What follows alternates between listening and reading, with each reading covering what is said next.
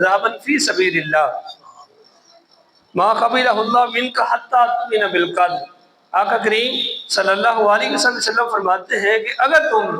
احد پہاڑ جتنا سونا بھی اللہ کے راہ کے اوپر خرچ کر لو، لو انفقت مثل احد ذهبا في سبيل اللہ، فرمایا کہ اگر تم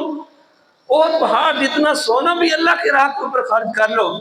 اور تمہارا عقیدہ اور تمہارا ایمان اور تمہارا یقین اللہ کی ذات کے اوپر ٹھیک نہیں ہے تو وہ کسی کھاتے کا نہیں ہے۔ سمجھ آئی بات کی نہیں آئی؟ اگر گمراہوں والا عقیدہ ہے، کفریہ آپ کے نظریات اور عقائد ہیں، تو میرا اور آپ کے پیارے آقا کریم صلی اللہ علیہ وسلم فرماتے ہیں لو انفقت مثل احد ذهبا في سبيل اللہ، اگر تم احد پہاڑ جتنا سونا بھی رب ذوالجلال کے راہ کے اوپر خرچ کرو تو وہ تمہارا کسی کام کا نہیں ہے۔ حتی تؤمن بالقدر، یہاں تک کہ تم اس تقدیر کے اوپر ایمان رکھو جو رب ذوالجلال کی طرف سے ہے،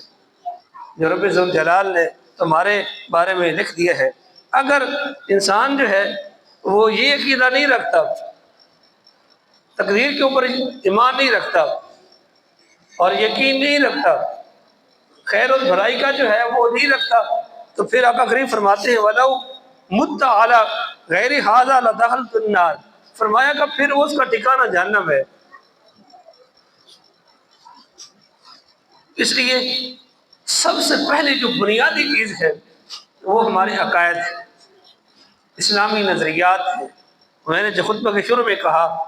کہ یہ تصوراتی اور خیالاتی نہیں ہے کہ اس کو بنا دیا گیا ہو، اور اس کی دلیل ہے اور اس کے پیچھے آقا کریم صلی اللہ علیہ وسلم کا فرمان ہے اور رب ذوالجلال کا فرمان ہے۔ ایسے نہیں ہے کہ من گھڑت باتیں اکٹھی کر کے جو ہے وہ آپ کے سامنے جو ہے وہ بیان کی جا رہی ہو۔ اس لیے ہم سب کو جو ہے تقدیر کے اوپر کیا رکھنا چاہیے، اسلامی نظریات اور عقائد میں یہ بات شامل ہے کہ ہم